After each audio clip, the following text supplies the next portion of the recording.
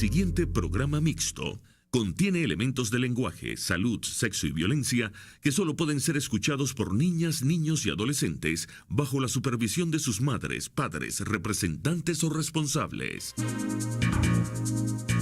Informe RCR presenta Titulares de la Mañana con Pedro García Otero. Gente trabajadora, gente madrugadora de Venezuela, muy buenos días, bienvenidos a los titulares de la mañana de este 25 de enero de 2016, cuando son las 6:28 minutos.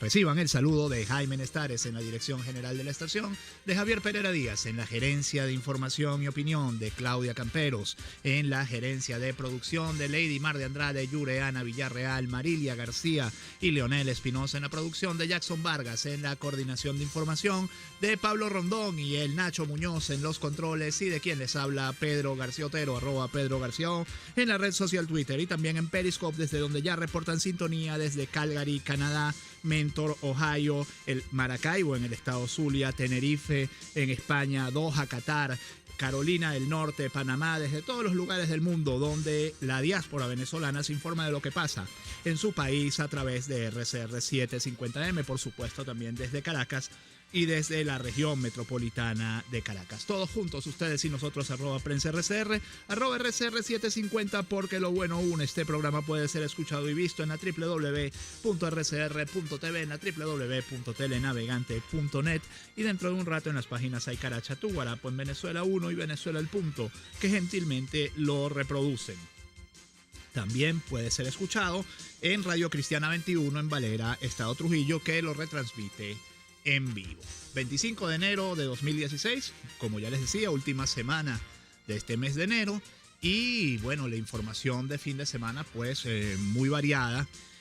En general, el tema económico sigue siendo la gran preocupación del venezolano, superada pues la etapa electoral. El gobierno desplegó este fin de semana a todos sus voceros tratando de pues explicar cómo está la situación del país, con evidente preocupación, porque hay evidente preocupación dentro del gobierno por cómo están deviniendo las cosas. Chugo Torrealba les contaba, y yo les hago nuevamente la referencia de todos los problemas que hubo este fin de semana por escasez de alimentos en Pedeval. Chugo contaba uno que yo no tenía en el radar, que era el ocurrido en Altos de Suapires, en Valles del Tuy, pero sí les puedo contar que, por ejemplo, los hechos de Guarenas, los hechos de ayer del bicentenario de Macaracuay, donde la gente protestó por falta de comida, y a esto hay que sumarle unos hechos ocurridos en el Pedeval de Catialamar, donde un grupo de gente pues tumbó una valla, tumbó una barrera de protección porque había llegado el pollo, y en el camino pues varios ancianos, varias personas de la tercera edad resultaron lesionadas levemente, afortunadamente de levedad, por estos hechos. El grito en todas partes es el mismo, mis amigos. El grito en todas partes es: tenemos hambre. La escasez realmente está golpeando muy duro, y cuando no es escasez es inflación. Usted va, por ejemplo, al mercado de Huaycaipuro, donde no escasean las cosas, pero se consigue con que los precios, el precio mínimo de cualquier cosa son 1.000 bolívares, y en un país que gana 9.400 de sueldo mínimo, pues gastarse, por ejemplo, 10.000 en charcutería, pues no es una cosa inusual. Si uno tiene una familia de 4 o 5 personas y le quiere dar arepas todas las mañanas, o por lo menos 3 días a la semana, y considerando además de eso que consiga la harina pan. Bueno, nada que ustedes no sepan les estoy contando, pero el periodismo pues está muy pendiente de esta situación, y bueno, en los próximos días veremos cómo se desarrolla la misma. Bien, tenemos en la línea telefónica, y ahora que hablamos de este tema, tenemos en la línea telefónica al periodista Leonardo Lichi. Él es un periodista de Uruguay, periodista del diario El Observador de Uruguay, y con él queríamos conversar sobre la situación registrada la semana pasada en Uruguay, cuando hubo una marcha de campesinos, una marcha de productores agrícolas, porque Venezuela no les pagaba la deuda que tenía con esta nación, y que había sido desviado, el pago de esta deuda había sido desviado a China. La última información que tenemos sobre el tema es que se pagó la mitad, se pagaron $50 millones, pero Lichi, quisiéramos saber cuál es la situación a hoy, qué se ha dicho después de esa manifestación y cómo se han desarrollado los acontecimientos. Muy buen día desde Caracas, bienvenido. Buen día para ustedes. Un día muy lindo tenemos acá en Montevideo, en Uruguay, a esta hora ya con 22 grados de temperatura. Les cuento que sí, hacía muchos años que no había manifestaciones en Uruguay del sector rural saliendo a las rutas nacionales en varios puntos del país. Los productores salieron con sus tractores, con sus camionetas, con sus caballos a marcar la posición que ellos tienen. En este caso, protestando por varios puntos, el aumento de las tarifas públicas. Eso encarece, digamos, el costo país, pero también la situación que se da con Venezuela, donde se hicieron exportaciones por unos $100 millones y la plata para pagar a los productores no llegaba. De hecho, como ustedes bien decían, está la información ahora que Venezuela pagó o estaría pagando en estas horas la mitad de esos 100 millones, estarían llegando 50 millones de dólares.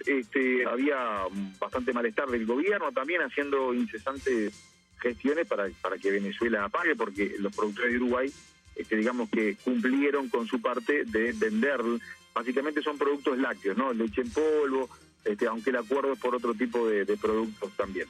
¿Qué pasó en el medio de todo esto? Es que, yendo un poquito más para atrás, la petrolera uruguaya que se llama ANCAP canceló una deuda que tenía con PDVSA. ¿Está bien? Con la petrolera venezolana. Sí, para pagar esa deuda se acordó que se iba a poner ese dinero, eran unos $267 millones, se iba a poner ese dinero en una especie de fondo. ¿Está bien? Y los productores uruguayos, los que exportaron a Venezuela, se iban a ir cobrando de allí. La noticia fue, que nos enteramos ahora en estas horas, es que ese dinero, en vez de estar en ese fondo, esos $267 millones, PDVSA le pidió a ANCAP que lo depositara en un banco en China. Es decir, que el dinero que iba a ser la garantía de los productores uruguayos nunca quedó acá en Uruguay. Iba a estar en Bandes, Uruguay, el banco venezolano acá en Uruguay, en la sede uruguaya. El asunto es que ese dinero nunca quedó acá y el dinero fue enviado a China. Sí, lo que se le iba a pagar,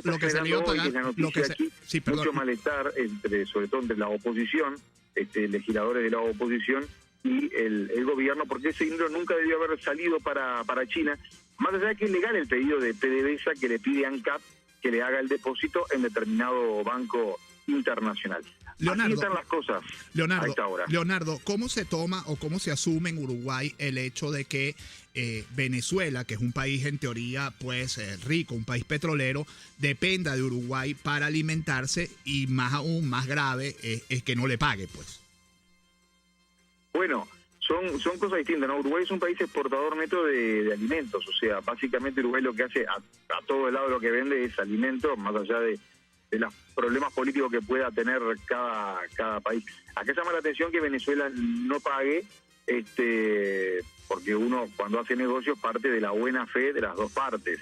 Acá había un poco de malestar y de desconfianza, se puede decir, respecto a las autoridades venezolanas, sobre todo de la oposición. El gobierno siempre estuvo un poco más confiado o tratando de buscar alguna solución. De hecho, cuando la solución no aparecía, era tanta la presión que el gobierno uruguayo salió a decir que iba a afrontar el pago de los productores, lo iba a afrontar el propio gobierno uruguayo y después el gobierno uruguayo le iba a tratar de cobrar a Venezuela. O sea, se llegó también hasta ese extremo cuando se trata de negocios entre privados. Claro, estos son negocios entre privados, o sea, productores uruguayos que le venden a Venezuela, pero a su vez está el gobierno metido en el medio, porque toda la mecánica financiera que se hizo, esto yo te decía que haya un fondo en el medio, que sea la garantía, ¿verdad? Eso lo idearon los dos gobiernos, incluso fue un acuerdo entre los dos presidentes, entre Tabaré Vázquez y el presidente Maduro. ¿La afinidad ideológica entre ambos gobiernos tiene algo que ver con el hecho de que el gobierno uruguayo haya salido a ofrecerse como garante del pago de esa deuda? Y bueno, ahí entramos en un campo más subjetivo. Seguramente la afinidad ideológica siempre tiene que ver. Lo que pasa es que Uruguay viene, por ejemplo, de malas experiencias con la afinidad ideológica. Venimos de una relación de afinidad ideológica con Argentina. Y la verdad que el vínculo con Argentina fue horrible, entre Uruguay y Argentina fue horrible. De hecho, Argentina denunció a Uruguay ante la Corte Internacional de la Haya, cosas así, durante el gobierno del matrimonio kirchnerista, que se supone de izquierda, igual que el gobierno de Uruguay que de izquierda. Ojo que puede haber en el Frente Amplio, que es el partido de gobierno de Uruguay, ciertos sectores más alineados a lo que es el pensamiento del presidente Maduro, del chavismo, pero a nivel de Poder Ejecutivo, el presidente de la República de Uruguay también marca ciertas distancias, digamos, con respecto a lo que es Maduro y su forma de ser. O sea, como que tienen ellos estilos distintos. El presidente de Uruguay tiene un estilo totalmente distinto, mucho más cauto, se puede decir, con respecto al presidente Maduro. Capaz que a la pregunta de ustedes, si la afinidad ideológica ayuda, bueno, en algunos casos puede ayudar, ¿verdad? Si tú tienes que hacer un negocio con un amigo, capaz que es más fácil ponernos de acuerdo entre dos amigos que si tenemos que hacerlo con un desconocido. De todas maneras, en política exterior los países también se rigen no solo por cuestiones de afinidad ideológica, política, sino también se trata de hacer los jurídicos, se trata de hacer los negocios dentro de marcos jurídicos. Muchísimas gracias, Leonardo Luxi, periodista del diario El Observador de Uruguay. Muy completo tu reporte. Mil gracias por participar en Titulares de la Mañana de RCR. Sabemos que él mismo está a esta hora en un programa de radio allá en Montevideo y nos hizo una tremenda gauchada contándonos lo que pasó entre Venezuela y Uruguay a final de la semana pasada y durante el fin de semana. Vamos a hacer la pausa de una vez, 6:39 minutos, y entonces sí volvemos con los titulares. Usted escucha Titulares de la Mañana con Pedro García Otero. Solo por RCR 750 AM. Baruta, minuto a minuto, con el concejal Héctor Urgelles. Las calles de Caracas están destrozadas. 90% de sus averías se deben a botes de agua, malas reparaciones y obras inconclusas que producen los hidrohuecos. Señores de Hidrocapital, si no pueden con esto, entreguen la competencia. Si quieres un buen hervido, sancocho, mondongo o sopa de mariscos, en Los Pilones te puedes deleitar con esto y mucho más de nuestra gastronomía criolla. En especial te recomiendo el hervido de mero. Acércate a Las Mercedes frente al Tolón, restaurante Los Pilones, auténtico sabor criollo. Una palabra bien dicha y en el momento oportuno puede hacer la diferencia. Palabras sueltas pueden no significar nada, pero juntas pueden mover el mundo. Palabras más o menos me estás dejando. Descúbralas junto a una periodista intrépida, incisiva y audaz, María Alejandra Trujillo en Palabras más, palabras más, palabras menos. Palabras más, palabras menos. De lunes a viernes, a partir de las 7 de la mañana, por RCR 750 AM.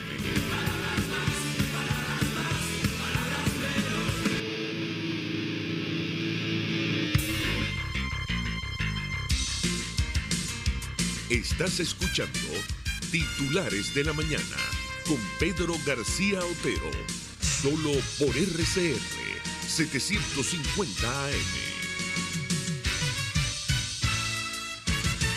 Me piden que salude a la gente del Paraíso, saludo a la gente del Paraíso, me lo piden por Periscope. Me piden que salude a la gente de Upata, saludo a la gente de Upata también por Periscope.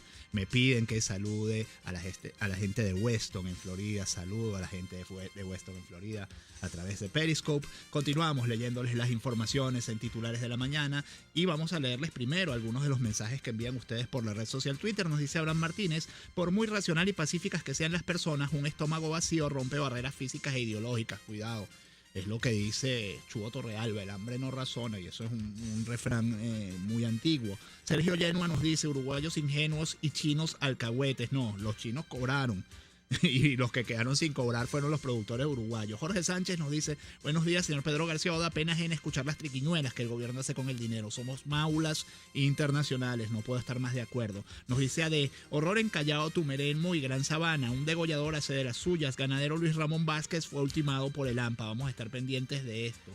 Buen día, asesinan a ganadero en Tumeremo, Bolívar dentro de Corral de Ordeño, Luis Ramón Vázquez suspenden carnaval y fiestas. Bueno, el mismo tuitero nos manda dos mensajes sobre el mismo tema.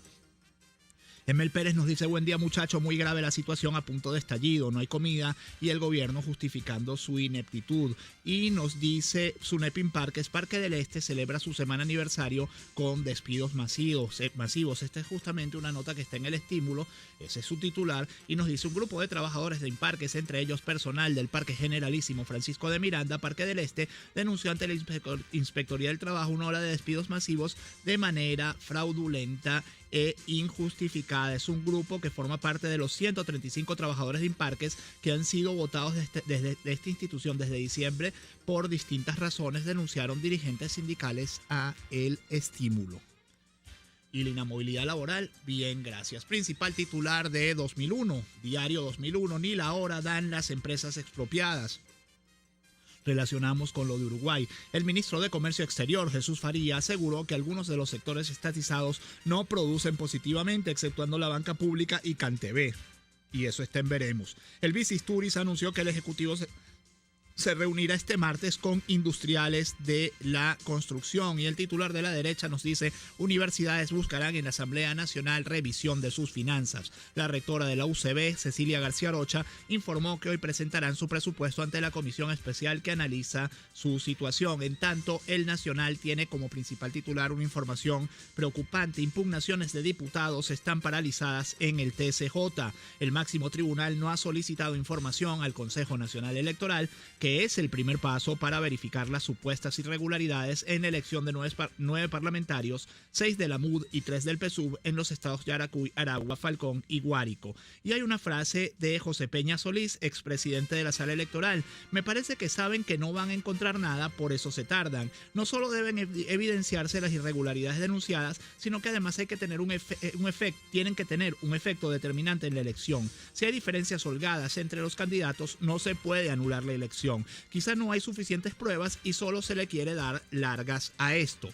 Y al lado, otro titular preocupante: Venezuela es el país más afectado por retorno de Irán al mercado petrolero. Con el levantamiento de sanciones a Teherán, empeora la sobreoferta mundial calculada en más de 2 millones de barriles al día y se acelera el derrumbe de los precios. Hay que decir que Venezuela ha logrado un extraño consenso entre Arabia Saudita e Irán en la OPEP.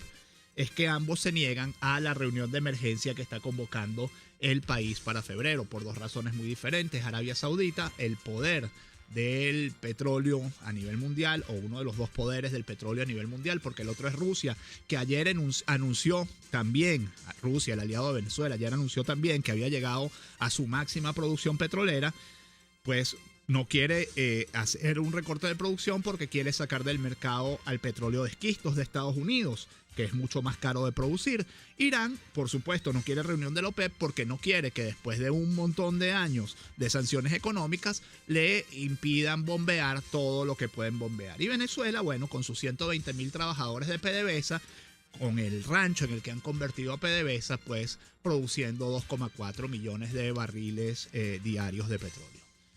Ecuador sí le hizo caso a Venezuela, entonces entre Venezuela y Ecuador van a tratar de componer el mercado petrolero, pero son como dos pulgas tratando de dirigir al perro sobre el que van montadas, ¿no? De 2001, una entrevista que dio ayer Ramos Ayub en Venevisión: el primer preso político que tiene Venezuela es Maduro, dijo el presidente de la Asamblea allí.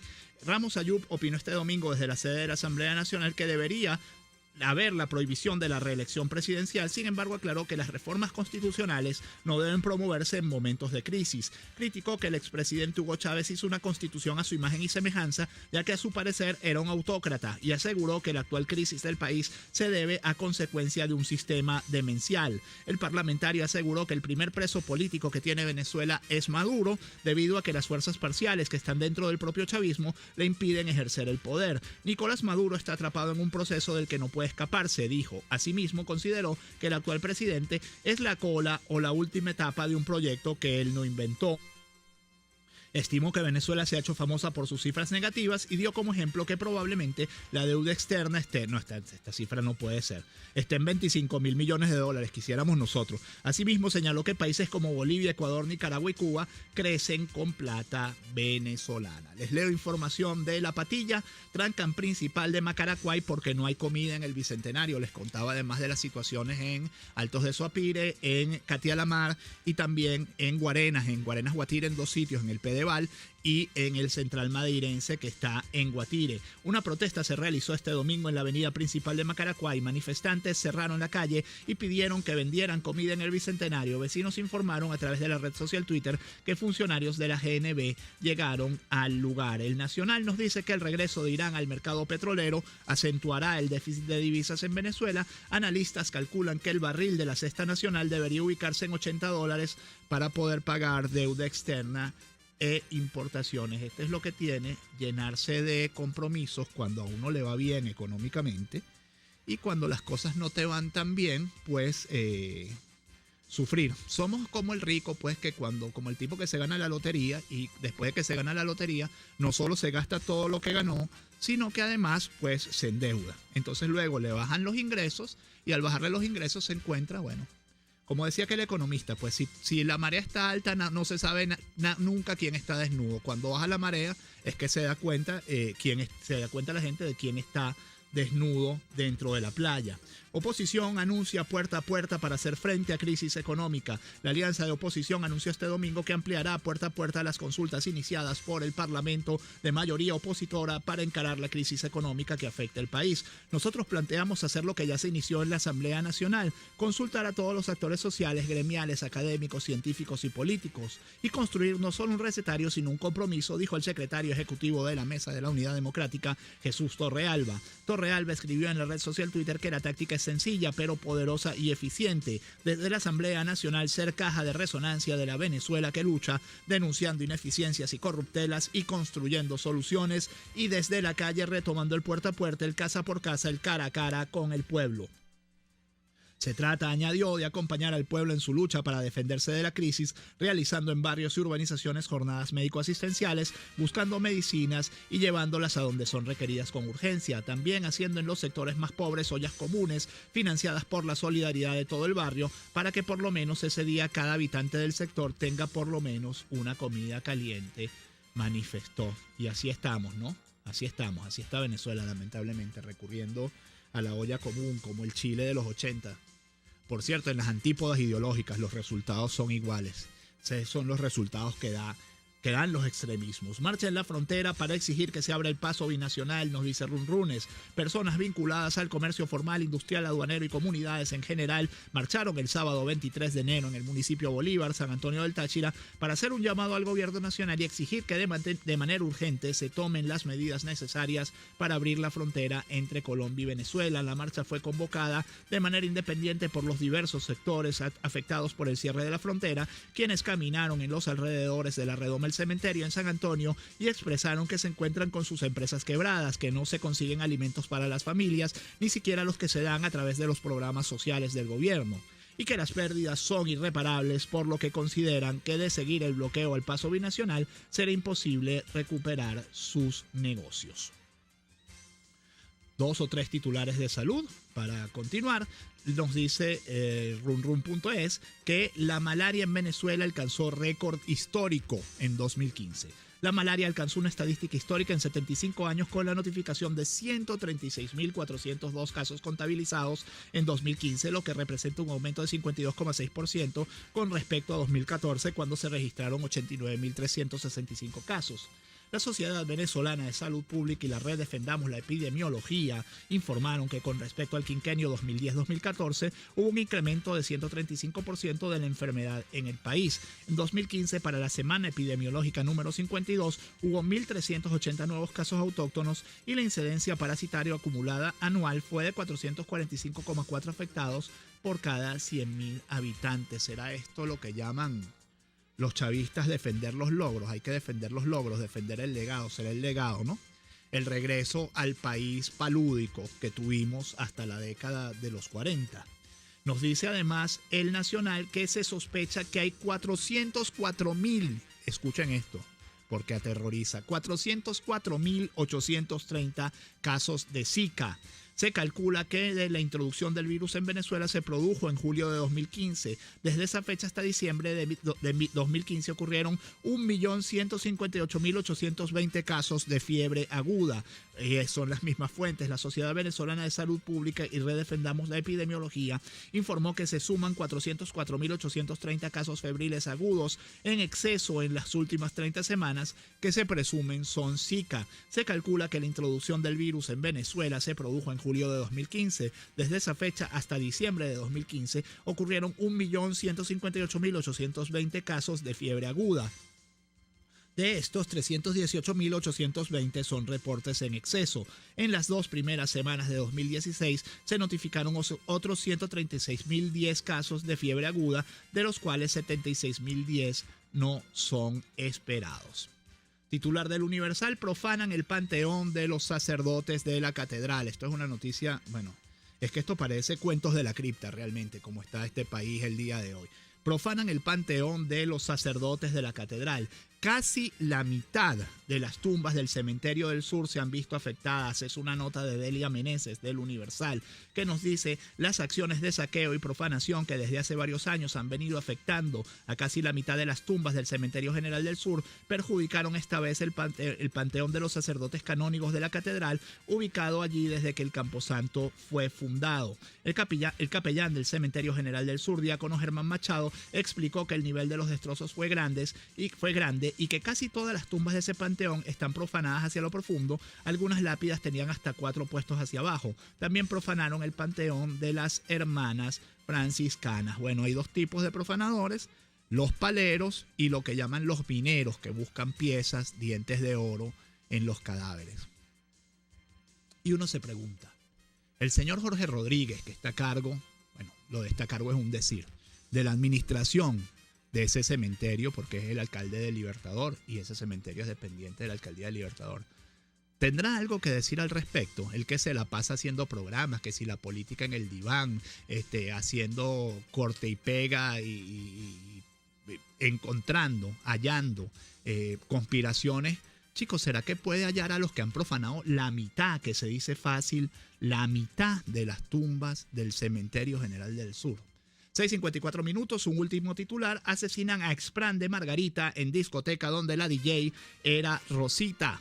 El occiso fue durante muchos años el hombre fuerte de la cárcel de San Antonio. Teófilo Rodríguez Cazorla, conocido como El Conejo, expran del internado judicial de San Antonio de la isla de Margarita, resultó muerto tras haber sufrido un atentado a su salida de la discoteca Yards, ubicada en la avenida 4 de Mayo de Porlamar.